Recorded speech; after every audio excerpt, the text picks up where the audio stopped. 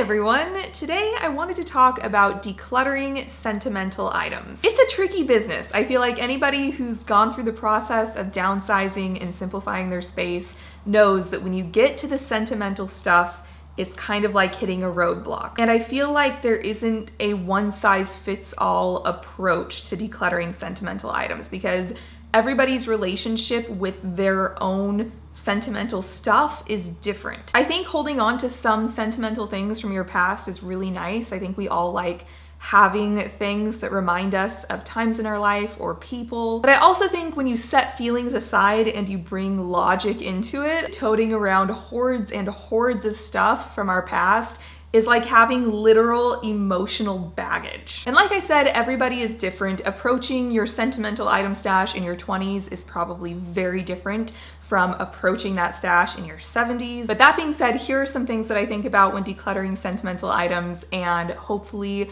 one or more of these things will be useful to you. Number one, my first tip is to identify why you feel sentimental about the item and remove any items that have a negative emotion attached to them. I feel like there's items that you hold on to out of love, but then there's this whole other category of items you hold on to because of guilt. For example, say your grandma gives you a sweater and you don't like it, it's not your style, you never wear the sweater. And every time you see it in your closet, you feel guilty because you've never worn it. But whenever you think about giving it away, you feel guilty about the idea of giving it away because grandma gave it to you and you should love it because grandma gave it to you. It's a lose-lose guilt situation. I would personally part with any items like that in my home. You are going to have so much positive, sentimental stuff come into your life over the years. Don't let a guilty negative item take up real estate that could be used by something really positive in the future. Number two, for items that you want to hold on to but you don't have a use for, consider repurposing the item into something useful. Something really creative I've seen is people who take like all of their sports jerseys growing up or like baby clothes and they cut a square out of each outfit that they want to save the memory of, and then they make it into a big quilt. So you can look at the quilt, you can look at each patch of fabric and remember that item, but it's also something you can throw on your couch and use, because when you keep things like old jerseys and baby clothes, you really just stuff them in a bin and put them out of sight, where this is a way that you can actually look at them and enjoy them every day. Something else I've seen that's really cool is if you have a piece of wooden furniture, maybe you inherited your grandma's dresser or something and you don't have space for it, or it's not your style, or whatever, you could repurpose that piece of furniture and create something else with it. So I've seen people that will like strip a piece of furniture apart and create a section of shelves for their wall with that wood. So you can look at that and be like, this is the wood from my grandma's dresser, but it's something that's actually functional and works with your home. Tip number three is to digitize the item. Ask yourself, if you took a picture of this item and then decluttered it,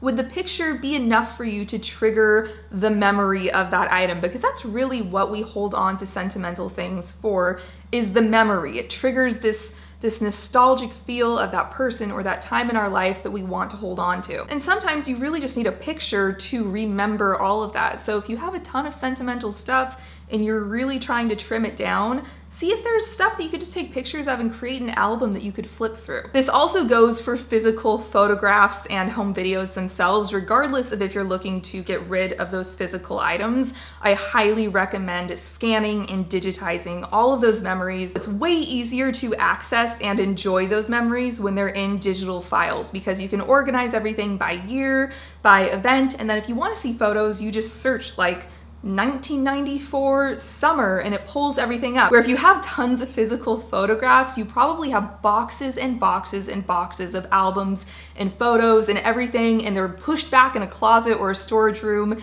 it's like, you know you have those photos from the summer birthday party in 1994, but it's going to take you an entire afternoon to go through everything and find them. Digitize everything. And then tip number four, last but not least, is what I like to call the guilt-free box. Sometimes with sentimental items, you just can't let something go. You don't know why you want to keep it. You don't know why you can't give it away. You have no use for it, and yet you still can't part with it. And I don't think that decluttering sentimental items should give you real anxiety. I know that decluttering gives everybody a little bit of anxiety, but you shouldn't be losing sleep or like really stressed out about the idea of getting rid of something. So my recommendation for this is to get a box, and the size of that box is up to you. I think of one of those like big Sterilite storage bins that you put holiday decorations in, but if you're a grandma with 10 grandkids, maybe you don't need a box, you need an entire closet. But I think of it as a big storage box, and in this box, you can keep anything you want. You don't have to justify it, you don't have to feel guilty over it, you don't have to worry about it. This box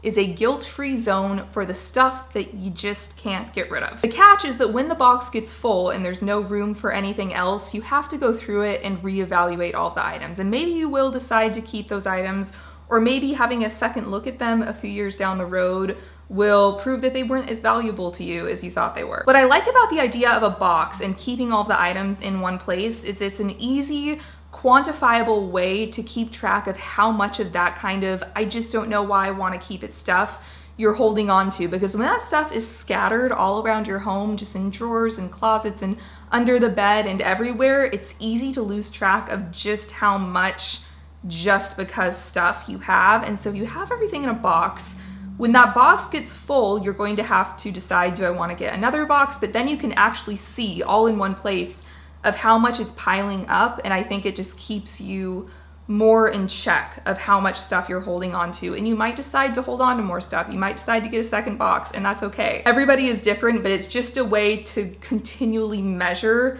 how much stuff you're holding on to for reasons that you aren't even really sure about. These are my tips, and if you guys have any tips for deciding whether or not to hold on to sentimental things, please let me know what they are down in a comment below. I love reading through all of your ideas. I've gotten so many great ideas from you guys. I hope you enjoyed this video, and I will see you next time.